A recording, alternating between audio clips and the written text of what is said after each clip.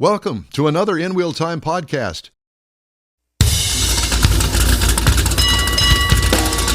It's the InWheelTime Car Talk Show coming up. You hear us talk about the Texas Muscle Car Club Challenge. We do. So we talked to Sarah Vedrine to explain how it works and the final results from the 2024 season. Jeff has little-known facts on the Pontiac Grand Prix. Oh, yeah. And Mr. Mars reviews the new Subaru Outback. Just ahead on this segment of the InWheelTime Car Talk Show. Howdy, along with Mike Out of This World Mars. We always need more Jeff Zekin. I'm Don Armstrong. David Ainsley will be joining us hopefully at the bottom of the hour. We'll see. Oh, so he's out of county. He got out of the county? No, just messing around. Out of the county? County jail. County jail. You got to keep up. This is Jeff. He moves pretty quick. I know, and it sometimes I can't keep up. I try. Inmate of the week. Yeah. All right. Let's move it along, shall we? The Texas Muscle Car Club Challenge. Sarah Vedrine kind of keeps the books and keeps everybody aligned, and she's joining us now via YouTube. Sarah, good morning. Good morning, guys. How are you? Good, man. It's great to see you again, and we hope to figure out for our people that are just now joining us for the first time, what is the Texas Muscle Car Club Challenge? So we are a club versus club bracket racing organization. I've actually brought my vice president with me this time. This is Scott. Scott, I know good you to guys see you. probably got tired of talking to just me, so I finally brought you somebody else. Okay, good. Well, does he know what you know? I know everything. I hope so. He doesn't know anything. He's been beat down just like the rest of us men. Yeah. But so explain, either one of you. You decide who wants to explain. Sorry, guys, we don't have a really bad connection. Explain what the Texas Muscle Car Club Challenge is. You know what? I think I'm going to have to call in on you guys. I'm having trouble hearing you. Okay, well, yeah. You call us back, okay? All right. Now I got you. There you are. Oh, Okay. can you hear me now? Can you hear me now? There we go. All right, good. I should have brought my Zoom card bingo. Yes, you should have. That. So this is a drag racing event. You guys drag race a quarter mile or eighth mile? We actually do both. Mainly eighth mile, but we do have a couple quarter mile tracks here and there. Okay. And Mr. Mars, I'm going to ask that both of you guys, because Mr. Mars is the receiver on this, that we reestablish contact with you because the audio's in and out, okay? So stand by. Mars is going to get back in touch with you here in just a second. Good. Talk amongst yourselves at home. Yeah. In the meantime and in between time, while he's doing that, I had a story I wanted to share with you. Oh, by the way, in case you're wondering why we're not at the Car Social down at Gulf Coast Auto Shield today, we postponed it because of the weather. Mm-hmm. People don't like to drive the car in the rain. And so it's been postponed until Saturday, January 11th. Same time, the actual Car Social will be 9 to noon. We will be there and on the air from 10 to noon. That's January the 11th. So write that down. Come see us and come see us and save. Come see us and save. There you go. I don't like the cold weather. You can have it. No, I know. I'm not a big fan, but it's better than the 110 degree heat that we went through this summer. Edmund says it usually keeps new vehicles for at least a year and 20,000 miles. But it made an exception for the Fisker Ocean, a vehicle that one staffer said, quote, made me so frustrated, I was about ready to drive it into the ocean. Oh. End quote. So 11 months after buying the crossover for $69,012, the site traded it in with just 7,000 miles on the odometer for a measly $13,500, an 80% loss. One factor in the decision to sell was Fisker's June bankruptcy filing, which has made it tougher for owners to get service for the frequent problems that arise. Quote, it's time to jump ship, according to editors Brian Wong and Stephen Ewing. But they both wrote that on November 29th. Bye-bye. Fisker Ocean. Wow. I saw one. Many, many years ago, I saw one. Many years ago. An Ocean? Yeah. Fisker, yeah. Yeah. it clearly Well, did. the Fisker. I don't know if it was an Ocean or not, but it was the Fisker. Yeah. Well, I think I saw one over at John's place. It might have been something different. Yeah, but you know what? You're right. I think so. he had one over there. Yep. And I'm sorry for the person that actually bought it because maybe they're going to camo it so nobody notice what it is and then try to pawn it off for $11,000 for an AMC Pacer. Oh, I'd drive that Pacer. I would. Well, today you would, but back in the day, Anita Martini had one of those. Do you remember her? Yeah. She was a sportscaster here in town. Actually, was the first female allowed in a locker room, and she had to fight to get that fixed. Yeah. So anyway, she's been gone for quite a number of years, but I quote her many times. All right. That's my Anita Martini impression. And you do that well. All right. So anyway, I told you about the car social, postponed. What do you think, Mr. Mars? I think we got him. I think we got him. Well, got shoot, some audio I going hit the on. wrong button. Oh, gee whiz. Now, try that one. Okay. Sarah, you with us? Oh, No. Oh, wait. She's muted. You muted. We got you muted on your end. Muted on your end. Well, this has turned into a kind of a fiasco. There we go. Oh, There you go. You're back. All right. All right, I'm using my cell phone, so I apologize for the poor quality on the camera. Well, that's it. That's the problem. So go back in the house. Oh, no, never mind. No, she's going to her board meeting. So who won the? First of all, how many classes or divisions, however you bust it up, how many classes of cars do you have that race in the Texas Muscle Car Club Challenge? So we've got actually 8 classes now, from all the way from grocery gritter, daily driver to full-blown electronic fast race cars. nice. We've got club series kind of broken up as to how many cars they bring per race. So we have a kind of like how high school football, your 5As, 4As, 3As. And this year, our overall championship for points, we actually had a tie. So Chuck Coates and Chad Boren have won the overall for the year. And there are 2 completely different classes and completely different cars. We've got Chuck and he runs Pro Muscle, which is the one step below the fastest race cars. And then Chad Boren, who's racing our slowest class, our stock muscle, in a Chevy Volt. Nice. A Chevy Volt. Okay. Chevy Volt. So you didn't have any AMC Pacers out there? I don't think we do. No. I don't think we've got any AMCs. Dang. We need to have. Should be its own Mars, class. it's the new InWheelTime fast car on the drag strip. AMC Pacer. Let's go out and buy one. And we'll take it on the Texas Muscle Car Club Challenge. And you, I will gladly have you on our team. Come on. Well, make sure it's got a rear window defogger so that when you're pushing it, you can keep your hands warm. Well, yeah. There you go. I like it. Yeah. So, how many races do you have a year? Normally, we try to get in at least 10. This year, the rain got us, and we only got 9. Uh-oh. Next season, Mr. Scott over here is trying to get us 12. 12. I like the number 12. That's an easy dozen. And, if you really wanted to do a baker's dozen, 13 would be that. So, Well, 12 to 13 will work for me. okay. That way, if we have a rain out, we don't have to deal with rescheduling during summertime when people are trying to go on vacation and stuff like that. Well, the 13th would be the rain out redo. Yeah. So who obviously, how do you organize to get another race event, and then how do you get other clubs to join? Basically, it works like this. We'll give them a call, let them know what dates we are looking for. Like, for instance, our organization likes to run between March 1st and June 30th for the spring, and between September 1st and the end of October for the fall. We don't like to run in the summertime. It's just too hot. Yeah, that makes sense. Tracks get greasy, blah, blah, blah. Right. You can just go on from there.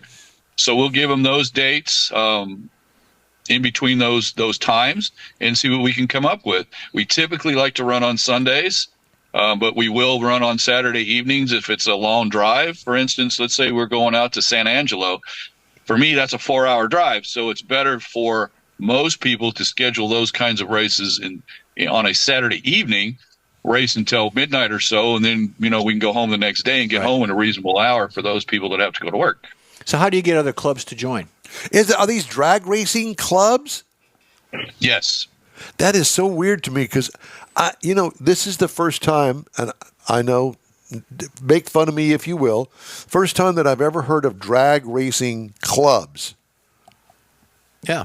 Well, I mean, obviously you guys have been doing this for a while, so it's not something brand new. Yeah, because the organization has been around for 40 years, so it's like you said, it's not brand new. A lot of clubs will do both. They'll do racing and they'll do shows. And what we're trying to do is bring in other people, other clubs. Even if we go, let's say we go to Abilene and we race there. Excuse me. There are clubs that are there that specifically only race at that track, which is fine. They won't obviously win a club championship if they're only going to attend one event. Yeah, it's just bragging rights. Yeah, exactly. Bragging rights is exactly it. And racing. I mean, I don't care if you're lining up against Jesus Christ. You're there to win, period. What would he be driving? But I don't know. A Cadillac. A holy roller. He's laughing in heaven right now going, that's a good one there. I got that. I got that. That's like funny. it. I don't care who you are. I don't care who you are. He's going to come down and run you over his pacer. Years ago, I lined up in the big dog race, which is our finale. It's all the winners against all the winners from the year. I race in pro. I lined up the luck of the draw against my wife, who was running stock. No, it was meant to be. You just got to go with that. There's no luck to it. So you got beat by a girl. But no, I beat her. But it's one of those things where everybody said, "Well, I guess you're gonna let her win," and I said, "Hell no! You line up on that line. I don't care who you are. You're gonna lose. Period." So it's a brave man. He's a brave man. So how long? He's the kind of guy you want to party with. How long have you been divorced? Good one. And I will say this. So you got this group of people that go to the drag strip every Saturday night that live local there in Abilene or wherever it is. And then you've got the Texas Muscle Car Club Challenge bunch that come in and race with you. You got it made. That's the best of both worlds. It's like Hollywood coming in. Yeah. Exactly. One of the things we try to do is when we schedule for a Sunday, we'll try to piggyback on the racers that are there for Saturday evening, and some of them stay and actually join us the next day. So you're right. We are living the best of both worlds in a lot of sense. What we're trying to do and what I'm going to try to do going forward as president next year is bring in some of these younger people that are racing other cars. JDM stuff. Exactly. Yeah. Even EVs, if it comes down to it, because that's what kids are racing these days.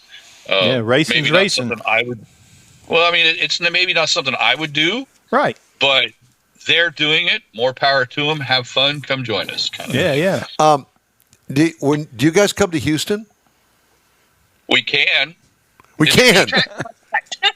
Well, it's an eighth mile track up at Houston Motorsports Park. That's the only one that's left around here, I think, these days. I mean, there are some other tracks, but you would know more than I would.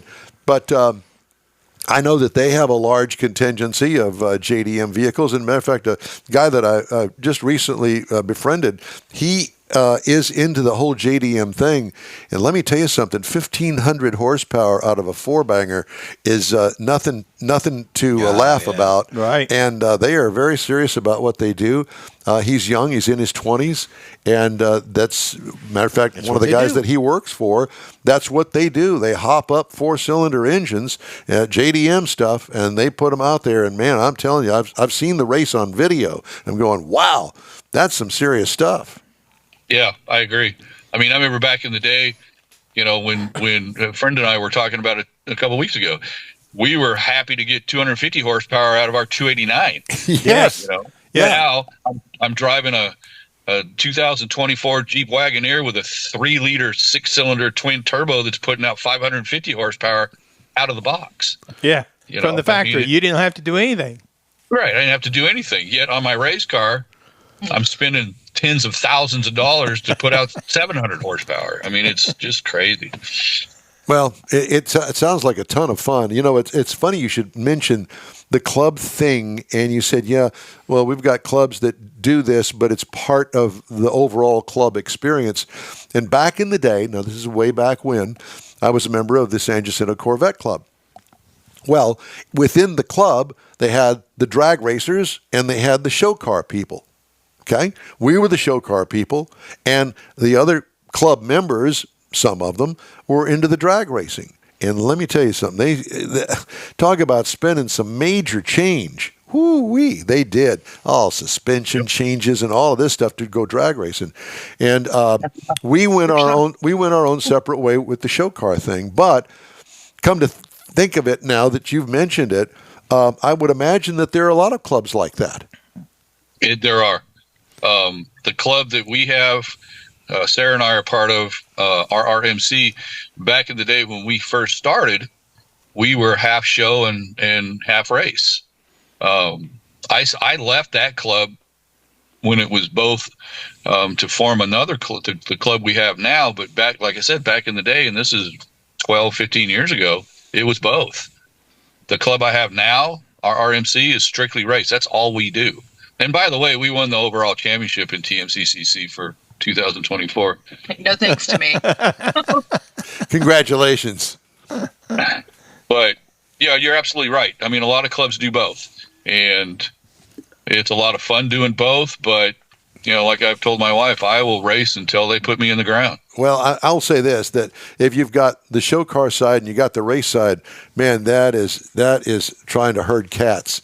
You've got, I mean, that is a lot of work, because basically you have two events in one. One of them's on the racetrack and the other one's in the parking lot doing their show thing. Yep. Tons of fun, and you're all buddied up together and having good times and all. But here the race car guys, they make a run and they go out there, tune this and tune that and change the pressure here and do this and do that, while we were sitting back drinking beers underneath the tent. Right. Well, the car guys, you know, the car show guys are worried about Junior with his sticky fingerprints, while the race car guys could care less about that and are more about, you know, making sure the car's ready for the next run. Yeah. So you're absolutely right. It's like herding cats. Well, yeah. But it's still a ton of fun, and you got your friends that you know you cheer for on the racetrack, and they come and cheer for you and make sure that you're making a good show out there in the parking lot. Well, listen, yeah, it's great to talk to you guys. We really appreciate buddying up with you, and hopefully we're going to continue this in 2025. Absolutely. Okay. Well, we look forward to seeing you. Hey, as soon as you get the schedule set for next year, you be sure and send it to us, and we'll get it on the air. I'm sorry, repeat that again? Yeah. As soon as you get the schedule in place for next year, send it to us, and we'll get it on the air. Absolutely. I'm working on it now. I've got 5 set for sure. I'm hoping to get 7 more. Both of you all, thank you very much. Merry Christmas and Happy New Year. Be safe out there. Bye, guys. Bye-bye. Bye-bye. Hey, the InWheelTime Car Talk Show is available 24/7 on the InWheelTime and Odyssey radio apps. Just search for InWheelTime Car Talk, and podcasts are available from your favorite podcast provider. We also video stream our weekly show on Facebook, YouTube, and InWheelTime.com, 10 to noon every Saturday Central Time. The InWheelTime Car Talk Show continues right after this quick break. The Tex-Mex dining experience is defined by Lupi Tortilla, your destination for Texas's best beef fajitas and frozen margaritas. Since 1983, Lupi Tortilla has served authentic and time-tested recipes made with the freshest ingredients. Atmosphere is part of the award-winning experience at Lupi Tortilla, all developed in a little house near Highway 6 and I-10 in West Houston. Visit any of the Lupi Tortillas and you'll see the same attention to detail in each and every location. Start your Lupi experience with queso flammeado and guacamole, along with a classic frozen margarita. Dine on famous Lupi beef and chicken fajitas, or pepper shrimp brochette, or a fish or vegetarian entree, and finish with a scrumptious flan for dessert. Find Lupi Tortilla in Houston, College Station, Beaumont, Austin, San Antonio, and Dallas-Fort Worth. There's a Texas location near you. The recipes are authentic and time-tested. The ingredients always fresh. Lupi Tortilla, he's pretty good. Your car is a direct reflection of you, so don't be satisfied with color fade or a dingy, dull appearance. Get rid of those terrible automated car wash scratches. Gulf Coast Auto Shield is your Save the Paint company. John Gray and his team of detailing experts can help your cars finish without a full repaint. Searching for the real experts in window tint or windshield protection? Gulf Coast Auto Shield. Dash cams, radar detectors? Gulf Coast Auto Shield. Got a new car? Get that thing protected as soon as you take delivery. If you don't know which of the multitude of protection products to go with, John Gray will give you an honest opinion and won't sell you something you don't need or can't afford. John will help you understand the many options and pricing right on the spot. He's your guy to have your ride looking its best and protected too. See the state-of-the-art shop yourself. Free tours anytime. Gulf Coast Auto Shield is easy to get to, located just south of the Southwest Freeway on the Sam Houston Parkway. Gulf Coast Auto Shield, full-service luxury car care today, and online at gcautoshield.com.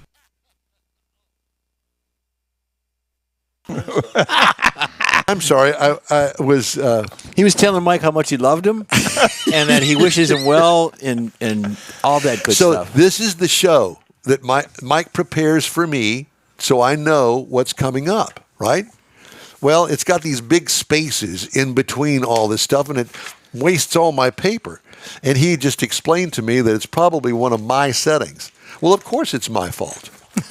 I've lived with that all of my married life. This is the only place I can say it's somebody else's fault.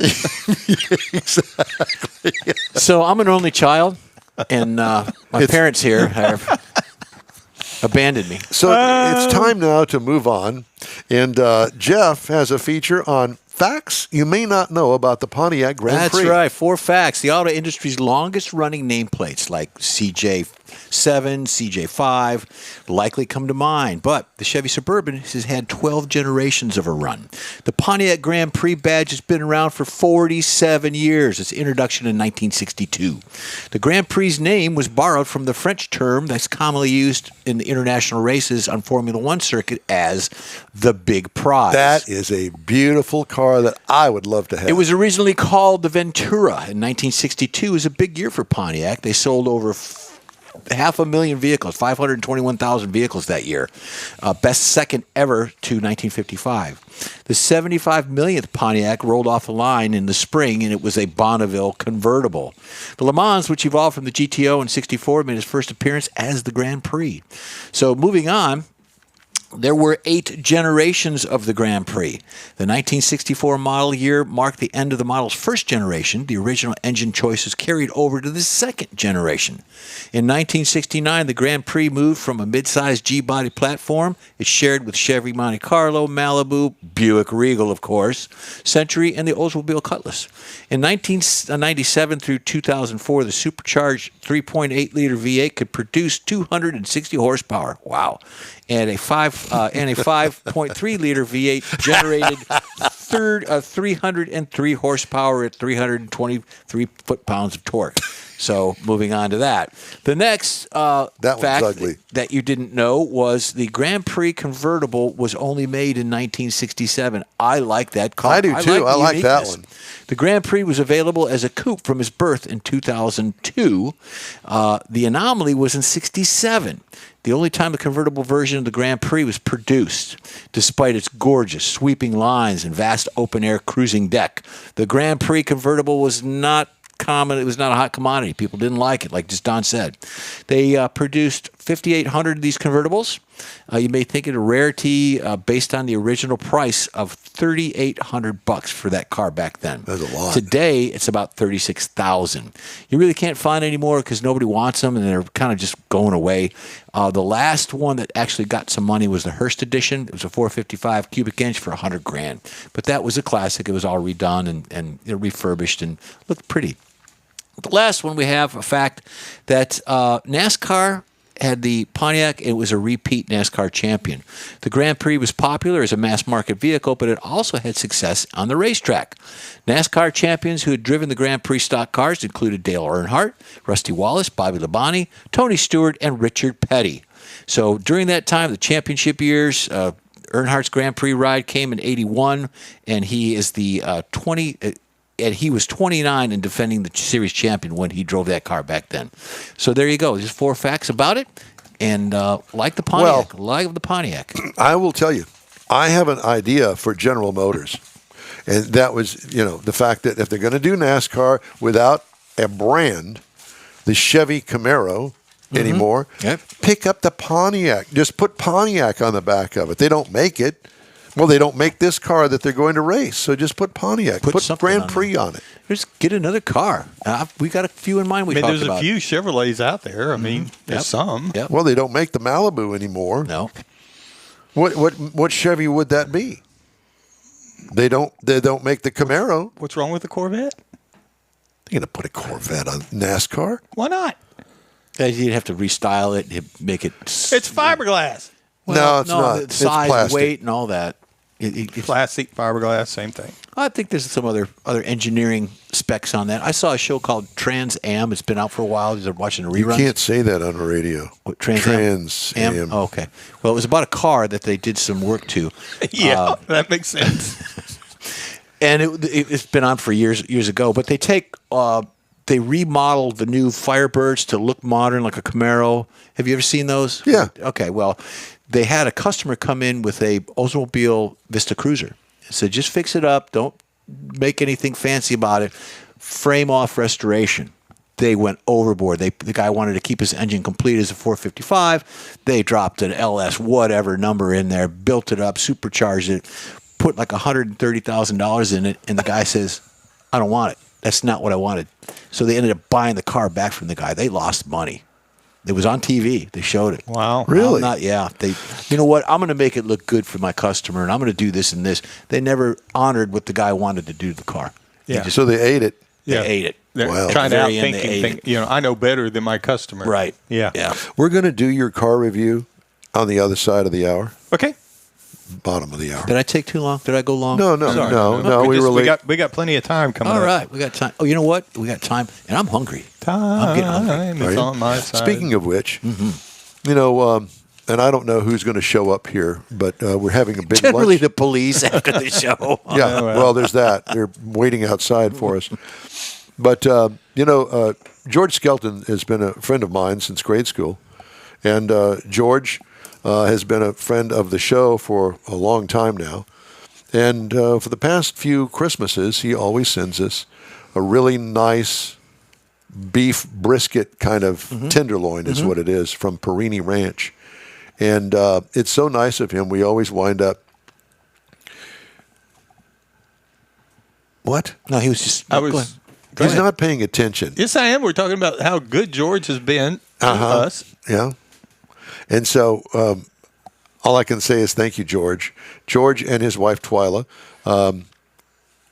have sent this to us, and today's the day we're going to have the George Today's the Skelton day. lunch. George has not been feeling well lately, and his wife has undergone surgery, and our thoughts and prayers are with them. And I understand that George is still recovering and doing well, from what I understand, from what I read. I haven't talked to him in a while, but maybe perhaps next weekend we can put him on the show and have a chat with him. Tell him how much we enjoy the Perini Ranch tenderloins. They're in there. They came via FedEx with a big ice pack in them, and they were frozen. And been unthawing them here for the past 2 days, so we're going to have us a big to-do right after the show is over with today. Yeah, and we'll post some pics and stuff like that on Facebook. Yep. Getting All right. hungry. Yeah, me too. I hadn't eaten since yesterday, so. Okay. Oh, yeah. Something tells me you had some chips and salsa last night along with those margaritas. I did. Hey, today's InWheelTime Car Talk Show is sponsored by Lupi Tortilla Tex-Mex, Gulf Coast Auto Shield, and Pro-Am Auto Accessories. We'll continue the show right after this quick break. The holidays are upon us, and Pro-Am Auto Accessories is your local one-stop for the auto enthusiast on your gift list. Pro-Am Auto has been serving Houston since 1984, providing world-class products for sports cars, European sedans, and American muscle. Pro-Am was one of the very first distributors in the U.S. for brands such as Recaro, Redline, Momo, Corbeau, and Simpson. Located in the heart of Houston's premier shopping corridor, the Galleria area, Pro-Am's walk-in storefront includes an 8,000-square-foot warehouse and showroom with installation and service bays. Pro-Am reaches a worldwide audience through ProAmAuto.com, taking its local reputation to the rest of the world. Holiday gift giving is alive and well at Pro-Am Auto. If you don't see what you're looking for on the website, call and Pro-Am will lend you a hand. Pro-Am Auto, 6125 Richmond at Greenridge in Houston's Galleria area. Call them at 713-781-7755. The award-winning InWheelTime Car Talk Show brings you great guest interviews each week from manufacturers and suppliers to the aftermarket, racers, enthusiasts, and other friends just like you and me who love to talk about all things automotive. The InWheelTime Car Talk Show takes it to the road, too, with remotes at popular cruise-ins and shows.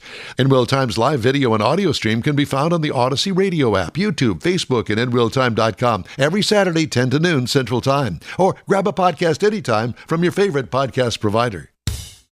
That's it for this podcast episode of the InWheelTime Car Show. I'm Don Armstrong, inviting you to join us for our live show every Saturday morning on Facebook, YouTube, Twitch, and our InWheelTime.com website. Podcasts are available on Apple Podcasts, Spotify, Stitcher, iHeart Podcast, Podcast Addict, TuneIn, Pandora, and Amazon Music. Keep listening, and we'll see you soon.